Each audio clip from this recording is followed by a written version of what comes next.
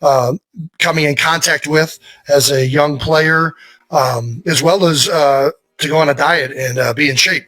I thought that there was some really, really good stuff from Chuck, as always. He is the best sports media personality, and he did not hold back in that interview. We didn't. He never does he? No, he doesn't. He only knows one speed.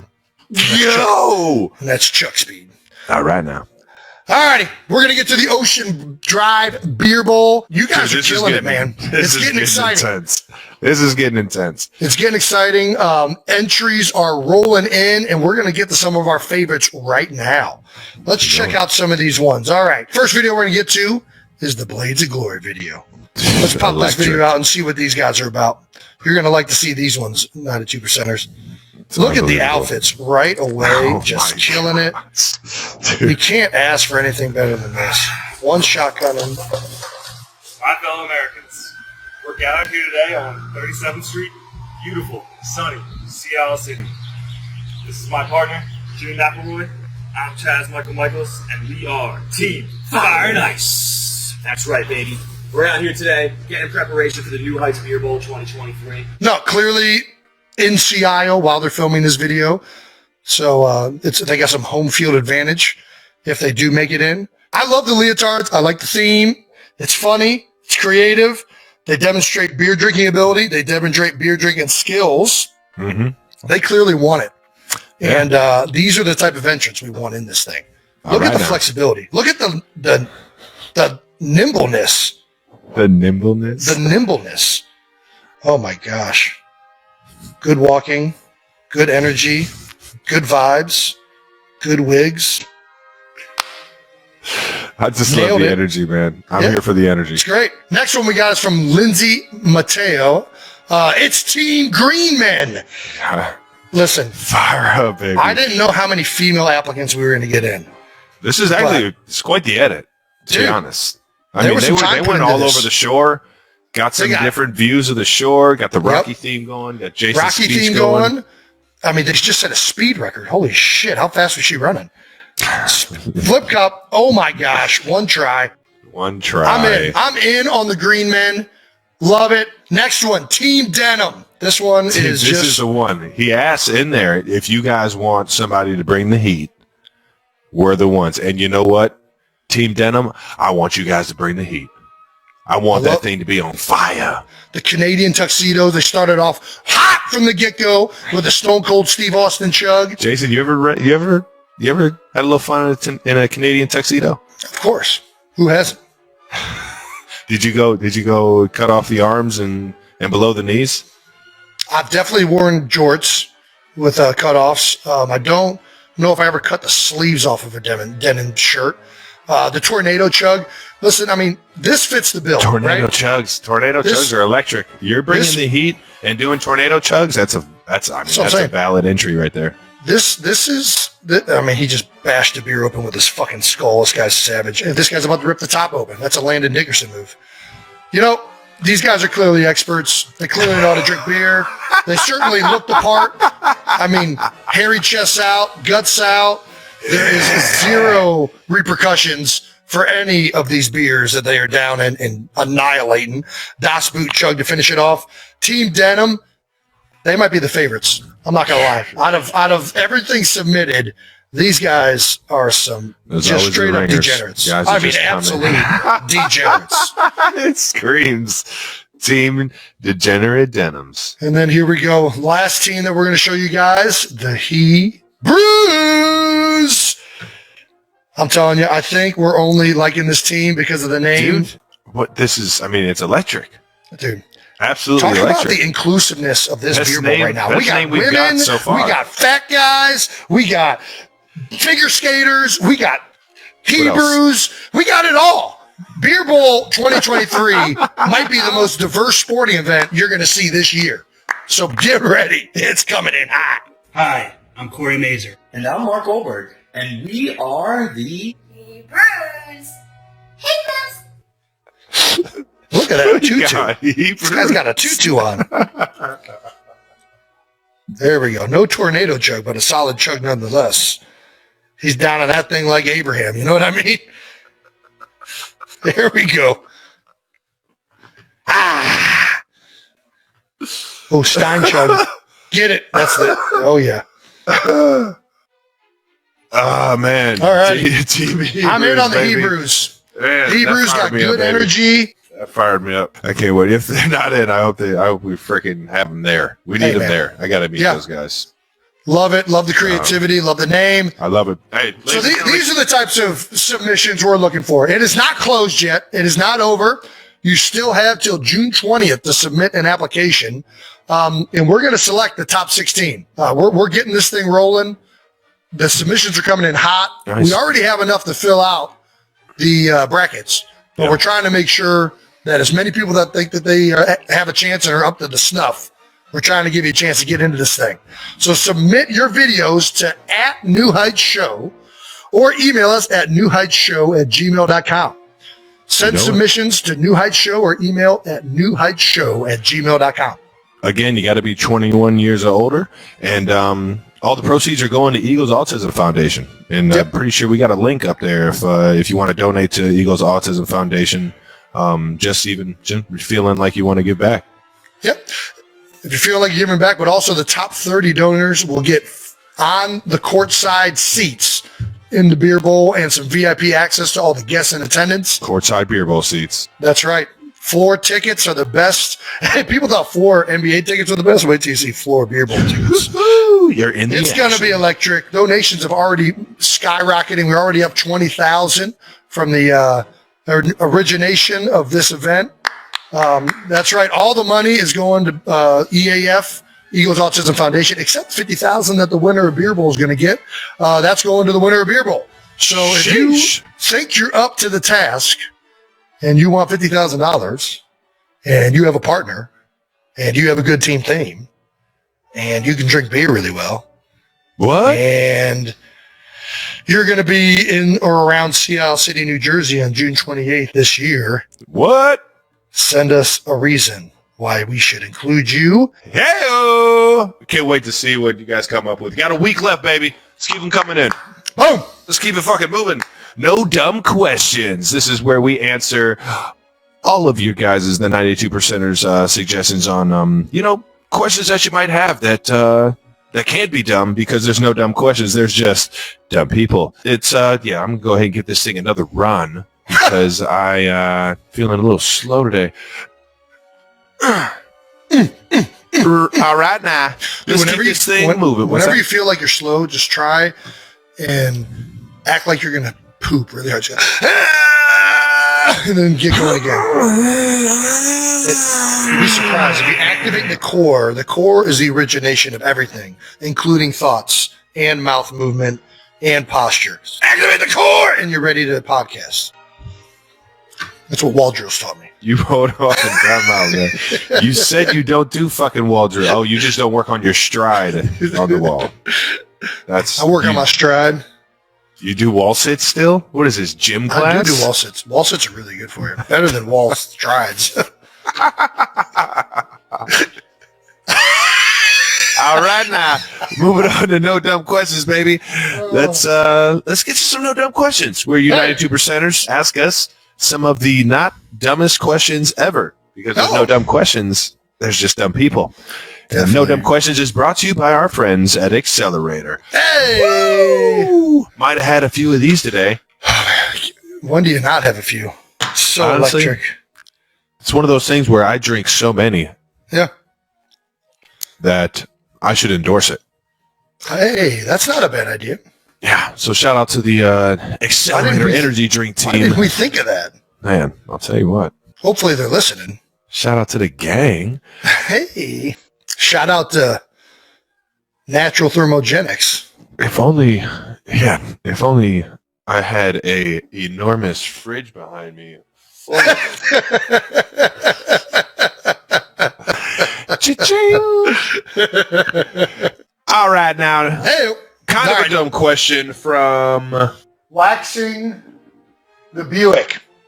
Waxing the Buick. Well, I do love old school Buicks, but Have you ever waxed a car? No, Jason. I have never Grew up in the waxed a same car. house you did. No, we did.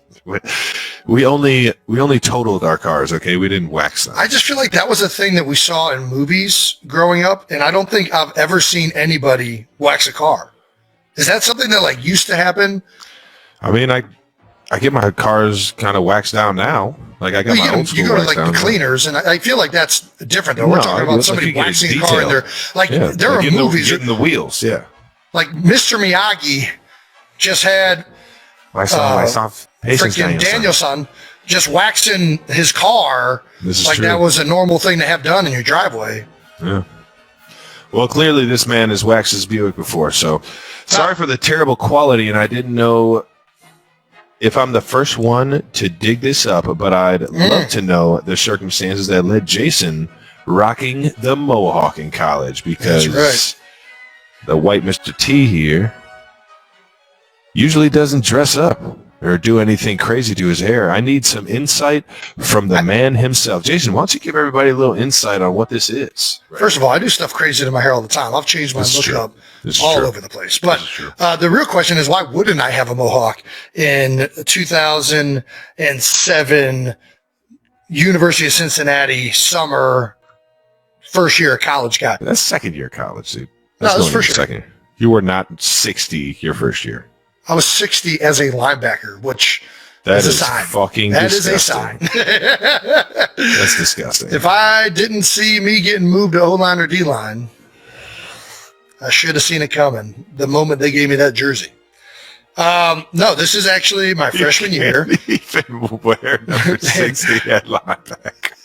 The reason I have a mohawk is because they hazed all of the freshmen and they shaved my head into a mohawk.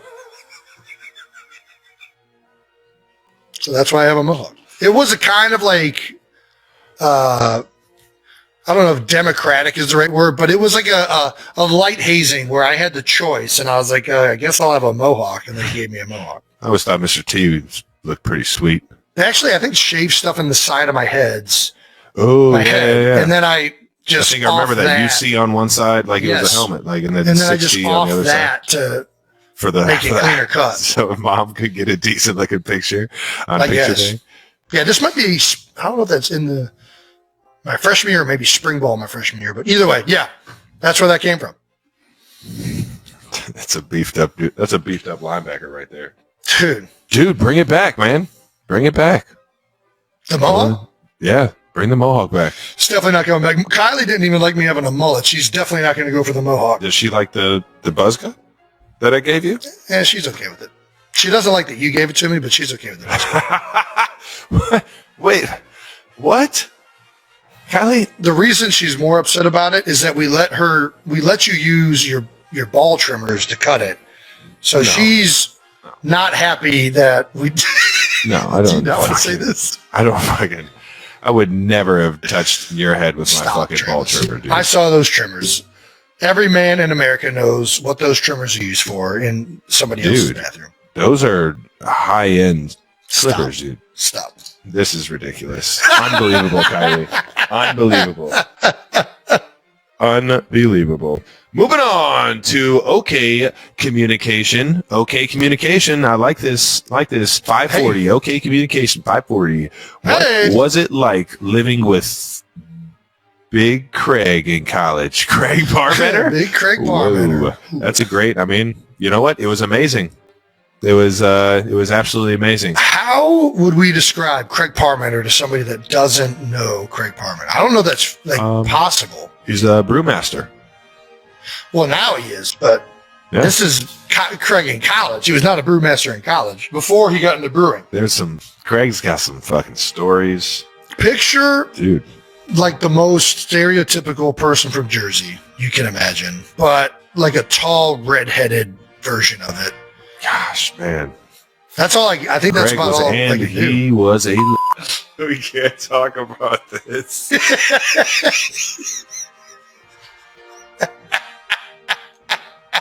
Fuck, I love Craig, man. Ah, God, I miss that guy. Hey, but he makes beer now, so Woo!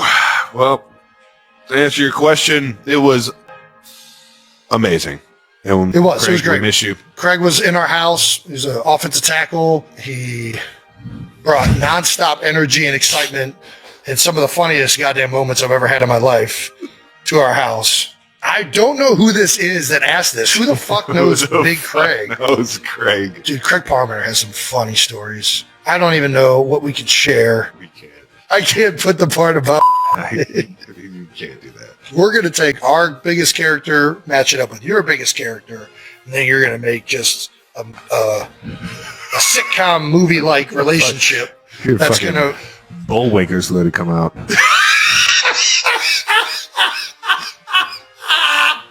Oh my God, I almost just passed out from laughing so hard. Craig once gave me a...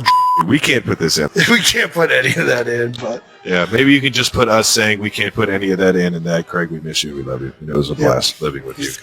Please keep sending in those no dumb questions so that we have something to talk about here in the off season. And thank you to our friends at Accelerator Hey! for I'm fueling you accelerated with up. energy in this segment. We should really get endorsed by these things. That'd be great. Alrighty, we also need to shout out one of our sponsors that you probably see us drinking all the time, and that is Accelerator Active Energy. Ooh, it's so good. If you've been looking for something with zero sugar Yeah, that gives you sustained energy, yeah, gets the metabolism going, duh. and gives you the enhanced focus that you need to attack your day, Please, have oh, success, and enjoy, well, you got to check out Accelerator Active Sounds Energy. good. I'm in. I got berry lemonade over here, baby. Berry lemonade, that's the same one I got.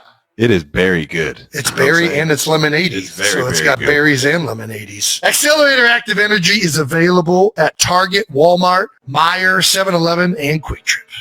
It's moving on up. Moving on up. Moving on up. Our next partner is AG1. Who in the? Yeah, well, that's the daily nutritional supplement that supports whole body health. You might not believe this, but I actually drink my AG1 every day. Every day? Why would you drink it every day? Because it's foundational and nutritional and covers all of my nutritional bases. I gave AG1 a try as an NFL player. We got a lot going on, and I needed this single way to get it all in. Well, that makes sense. So if a comprehensive solution is what you need from your supplement routine, then try AG1 and get a free Why not? 1-year supply of vitamin D and 5 free AG1 travel packs with just your first purchase, ladies and gentlemen. If it's free, it's for me. Ooh, nice. Go to drinkag1.com/new heights. That's drinkag1.com/new heights. Check it out. Check it out. Out of the house. Hey! Out of the house. That's right. We got out of the house. Well, Travis got out of the house. Yeah, As dude. you guys might have seen this week, Travis keeps getting out of the house. But first, before we get to out of the house, this week's Out of the House is brought to you by our friends at Pepperoni. Upstairs. That's right. It's great to leave the house, but when you return home, be your best friend's best friend. Baloo! Baloo! Bubba. Everybody say hello to the world's fluffiest dog. Look at this. He looks like Alf. You remember Alf? I don't know if my dog knows his name. I'll tell you what. He just Bobo doesn't know he's enjoys- about to get a treat. Bobo enjoys some good pepperoni. You want any treat? You want a treat? You want to get fired up? You want a treat? Huh? Dude, here he comes. Here he comes. Here he comes. Oh, you finally got him? Let's see if I can get him in the camera.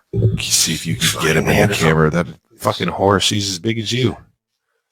Watch out, there's a dinosaur. Oh, he almost took my fingers off. Oh my God, he loves these things. Yeah, who doesn't? Look at Bubba's tooth. He's got canines. Nice. Teeny Hell teeny. yeah. Well, man, I'd hate to be a gopher in your yard. It's like getting stabbed by a sword, man. Shout out to Pepperoni. Trav, redemption pitch. Yeah, Tell us dude. about it. Yeah, you already Did you know. practice? Well, Yeah, the Royals were nice enough to have our entire team out.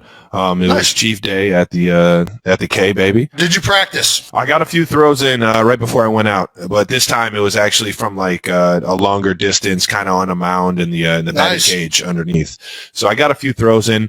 Found out it'd probably be better if I did a 2-seamer than a 4-seamer. 4-seamer kind of gets caught in the hand a little bit for me nowadays. Really? So I went 2-seamer, so it just kind of like come off on the Just slip right out of there. just slip right out of there, so I didn't just yank one. You know what I mean? Get caught on those That's- places and just yank it. That's just experience kinda slide out of catching there. up. I like Yeah, that. you know what I'm saying? Got to make adjustments, you know? And then I got a shout from my guy, Rick Sutcliffe, the Red Baron.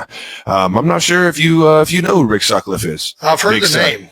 Sut, yeah, he's a Cy Young winner. Nice.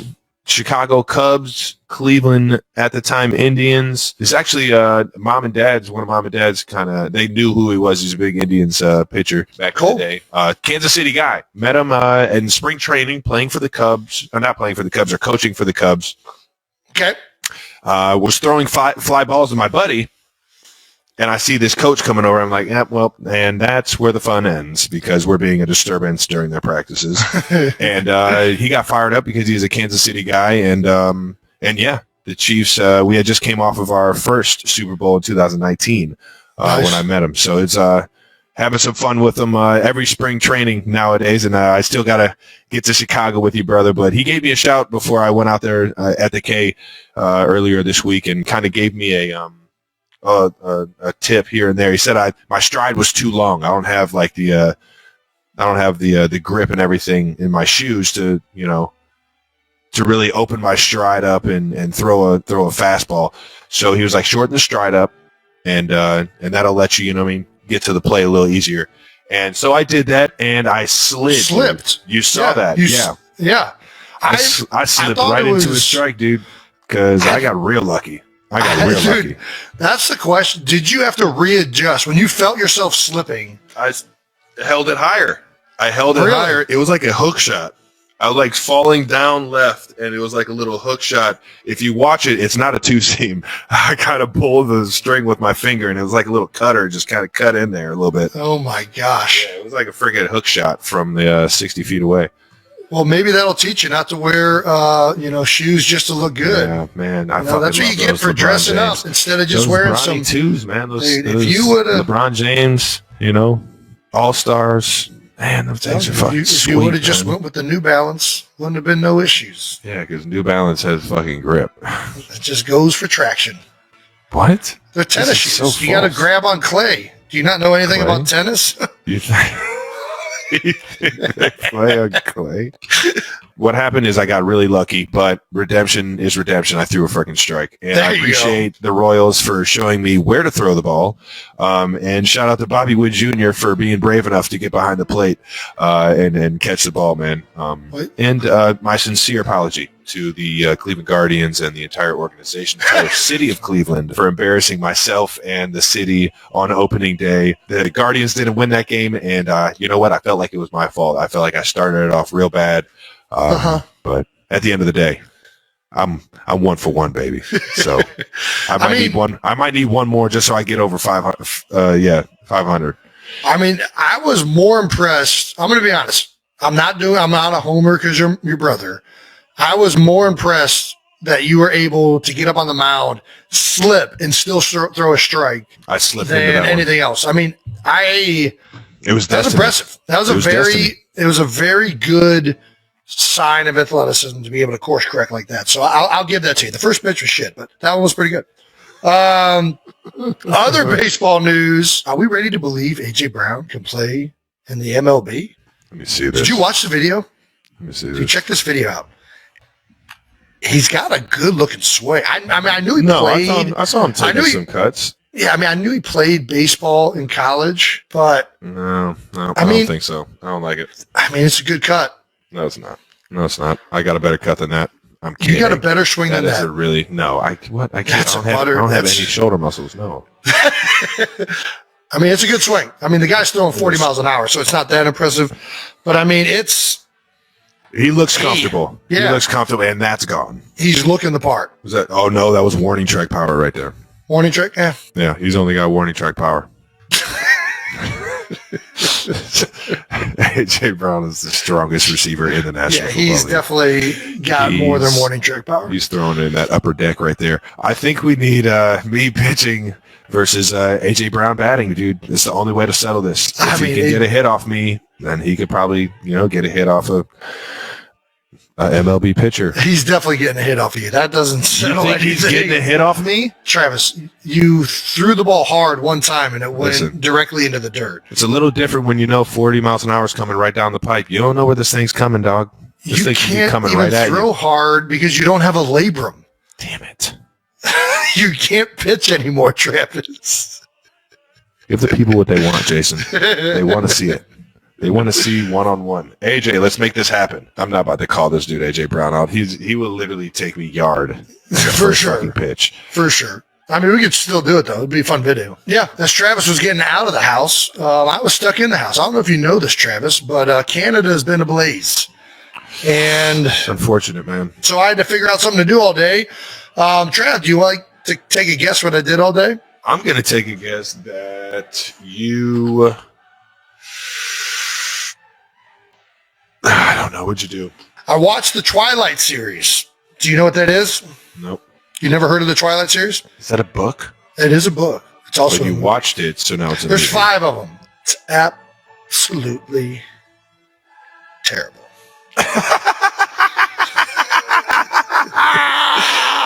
No wonder I don't know it. Yeah, it's also for little girls, and for some reason, a full-grown man at 35 years old chose to watch this entire series. I don't know what spawned this, but I asked Kylie if she wanted to watch the first one, and I watched the first one, and it was absolutely terrible. And then I continued to watch the 4 other ones after that, and shocker, they were all bad. But it's a teenage love story. Starts out like they all do. That's my favorite. Yeah, it starts out like all these teenage love stories do. High school girl falls in love with a 109-year-old vampire who still looks like an 18-year-old, and nobody asks questions about that. And so that guy's name's Edward, and the woman's name is Bella, and they have like a very awkward love relationship where she kind of looks at him funny and he looks at her funny, but they clearly don't know how to talk to each other yet. I don't know what this question is, but are you Team Edward or Team Jacob? I'm team, this movie shouldn't exist. You had to have at least one part where you're like, all right, that was kind of a cool little part. No, it's all terrible. It's just bad across the board. Like, the acting is bad. I'm trying to describe it to somebody who hasn't seen it. That would So understand. you watched 10 hours of... Yeah. There's no way. You were in your phone. You didn't watch this. I mean, I was in my phone a little bit, but I was dedicated to it. I was committed on it. I mean, it's a love story with vampires and werewolves. It feels like whoever wrote this was like, okay, how can I appeal to the... Might help because, like I say, it is quite tactical, and it's those sort of short breaks of play that I think we over here are a bit more used to a match running for 90 odd minutes. It doesn't really stop. Right. So that bit of it's kind of explaining the tactics behind it makes a bit more appealing to most people over here. That's good. Good to know. Good to know. We're going to be over there this year. Eagles are playing in the new Tottenham Stadium. We've played in nice. Wembley before. You played in Wembley. I played, as well. I've had the fortune of playing at Wembley, and it was one of the coolest experiences I've Awesome. ever had in my life, yeah. I remember I scored a touchdown there, and I was like, where's that football? I need to put that thing in a glass case. I need to get it painted and everything, man. It was an unbelievable experience, but the London crowd is it's like in American football, typically the excitement isn't every single play. When we played at Wembley, it was every single play was exciting for the crowd, and it just you could feel the passion and the desire for it over there, and we love playing overseas, that's for sure. You think the U.S. is doing pretty good as a host city so far? Yeah, it's fantastic. I think it's been a brilliant World Cup. It's been really well sort of started, and I think the tournament's been well balanced logistically for everyone, being in Canada, the US, and In Mexico. Mexico. Yeah. Makes it really hard for the teams moving around. It does feel like this is the most spread out a World Cup has ever been, which is one of the down. I mean, it's really nice that all of North America is getting highlighted. But I went to Brazil for the World Cup in 2014, and one of the things that was just incredible was how many different countries were all, brought together to unite over the game. And obviously everybody's trying to win, but there's so many people all over the place from different nationalities.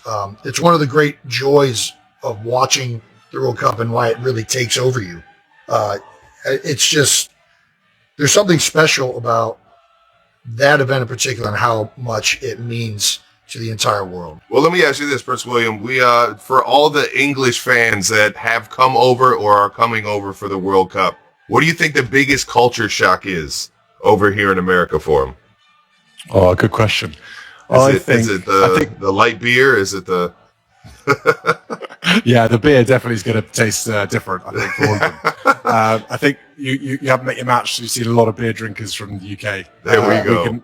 We can handle our own beer to anyone. But I think the scale of your stadiums, I think the size of them is really going to be quite a culture shock for a lot of fans. I mean, we really know our football.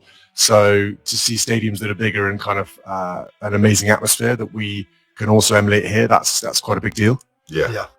Do you think one of the things that stands out to me, I've talked about this a lot, the United States, we lack the veracity of soccer chants, like the tenacity and passion. And one thing that the UK has down is soccer chants. Like, I love watching those clips. The Man United chant for Zlatan Ibrahimovic, like all that stuff is just incredible. But it points out the difference in the culture between how England views soccer and how the United States views it.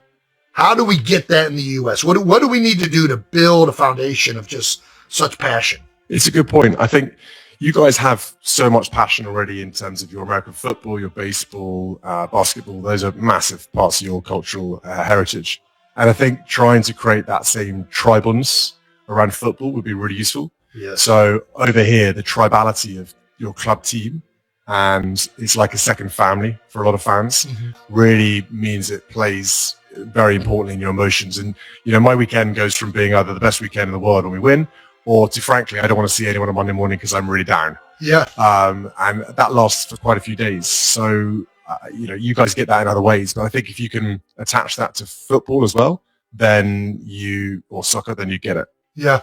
And it does feel like the pub is a central, part of just English sports. Like we mentioned, rugby as well.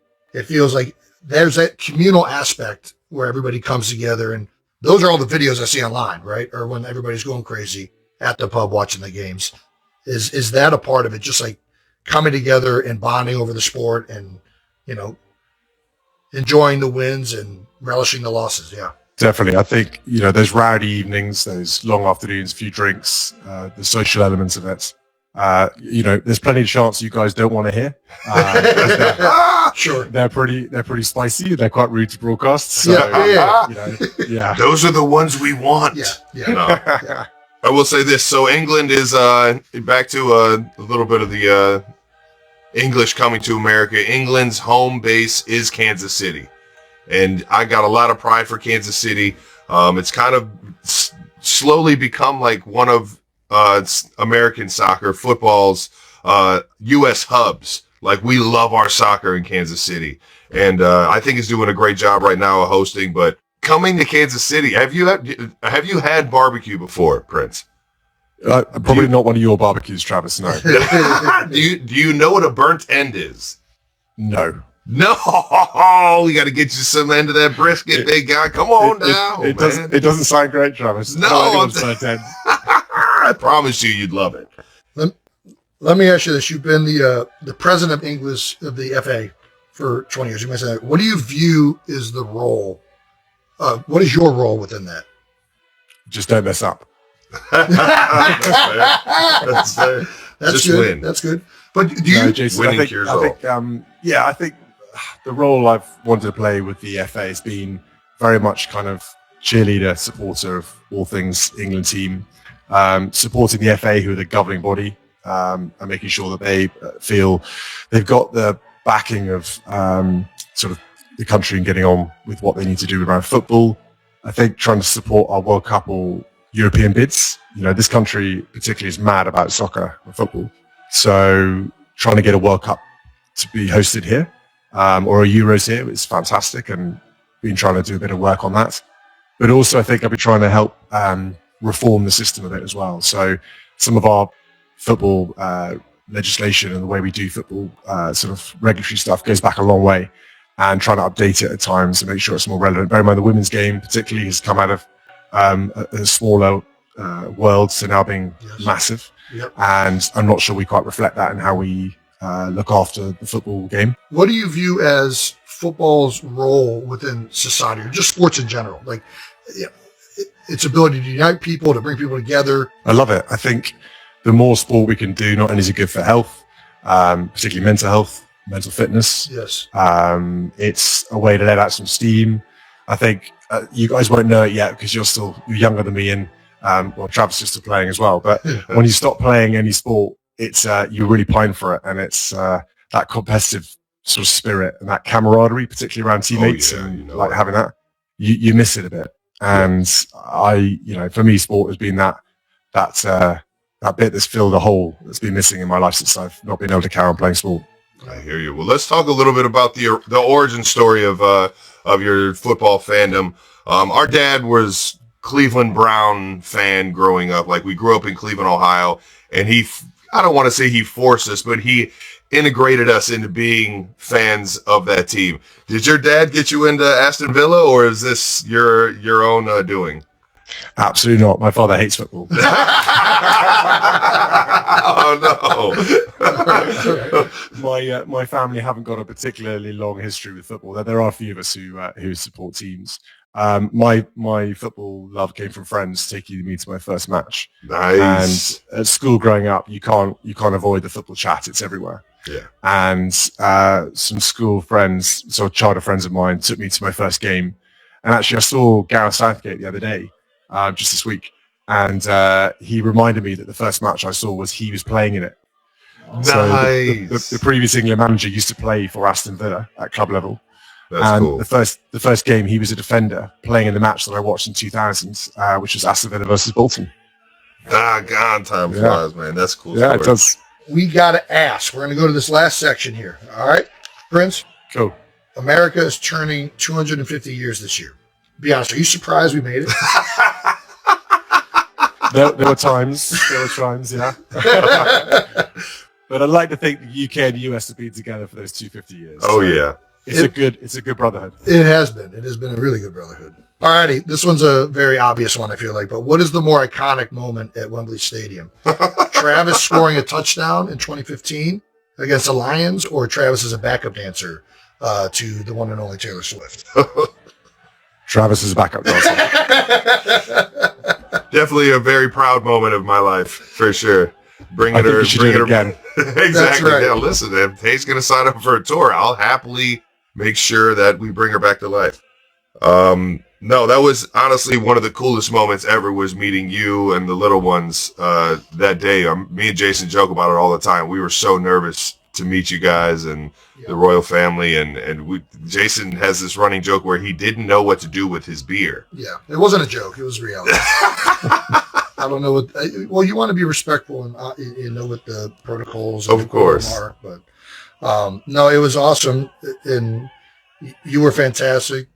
The kids were great. Yeah, Princess Charlotte was still the highlight for me. I have 4 daughters as well, so I mean, she was great. No, congratulations having 4 daughters. I don't know how you do that.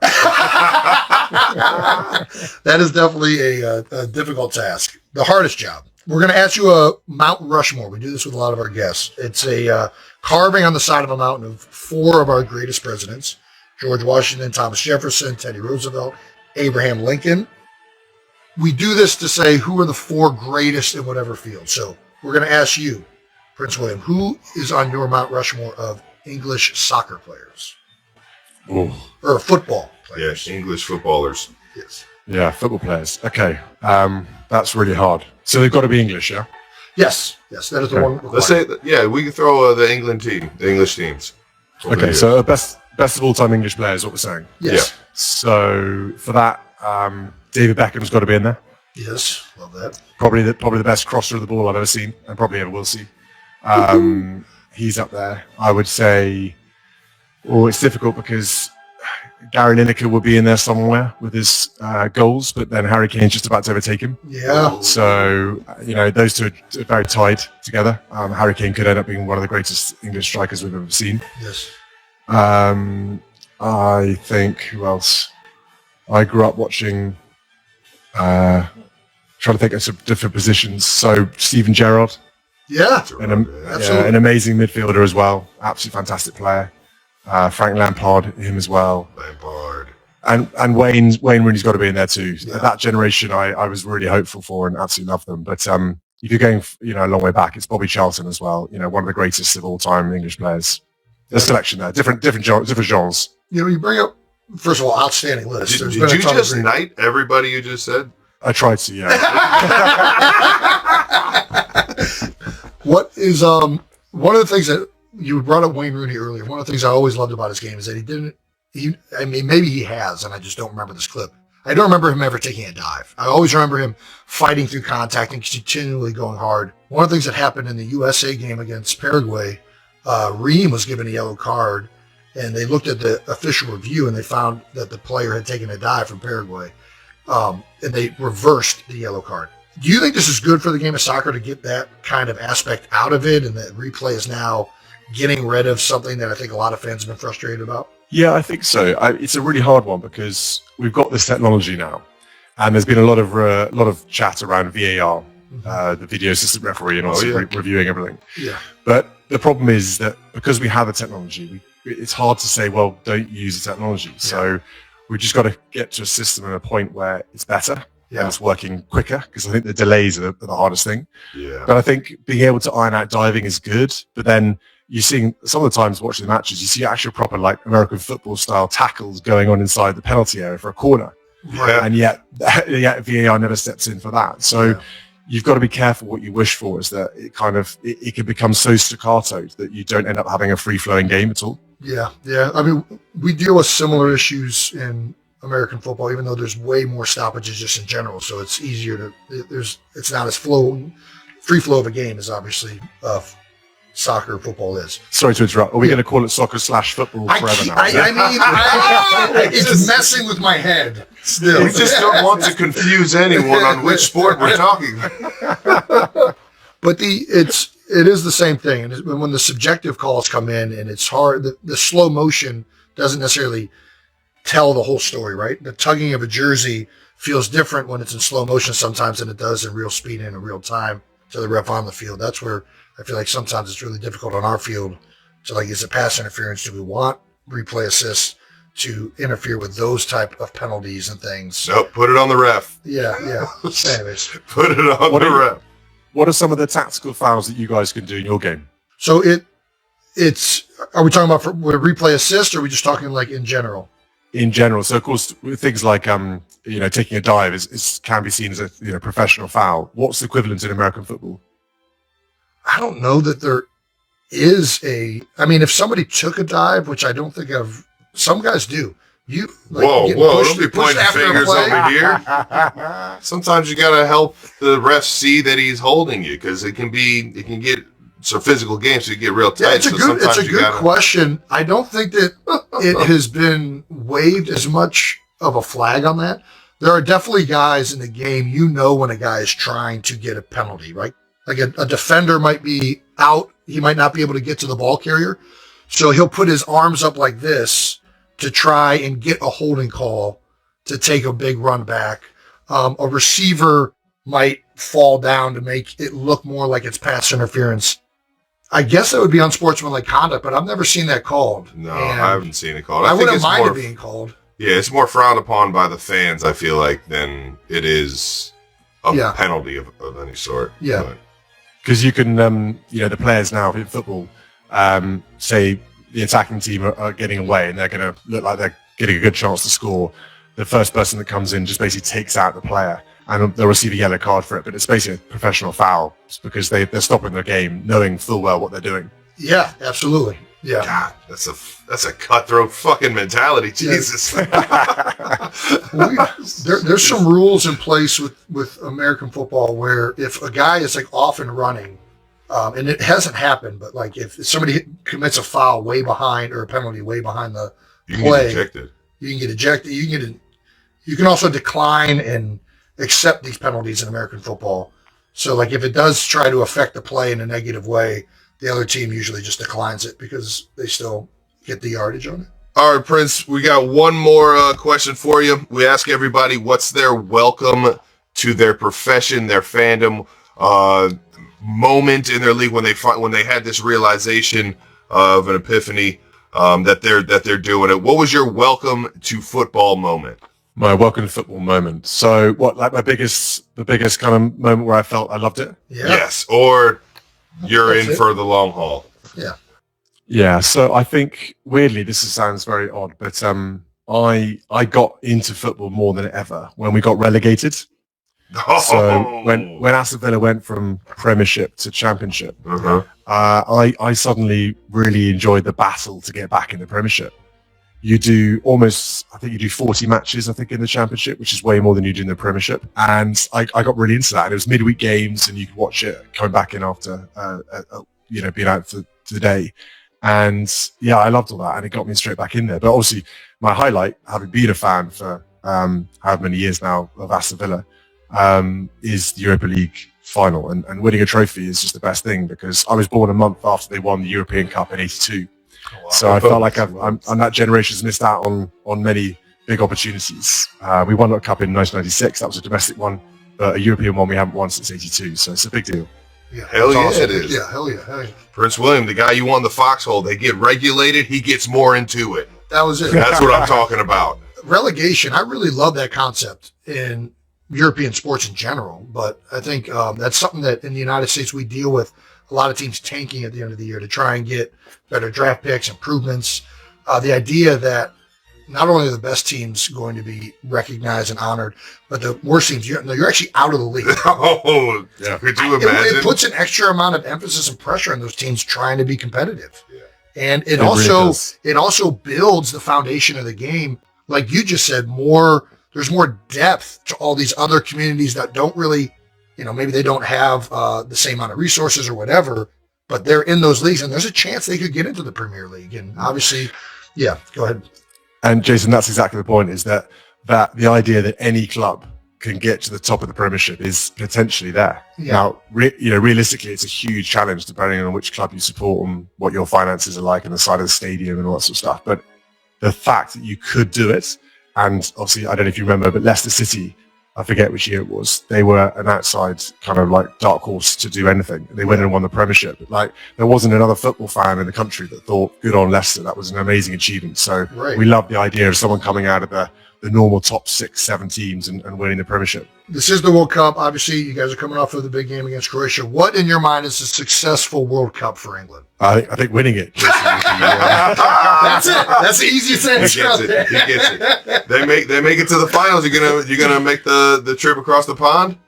Definitely, if we're in the finals. Oh, awesome. I love it, man. Well, maybe see you both there for the final. Oh my gosh! Come on now, sign me up. You might be in training camp. Yeah, I probably won't be able to go.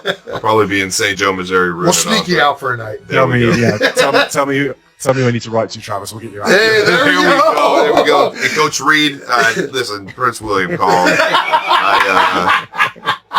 I'll be back tomorrow. That's right.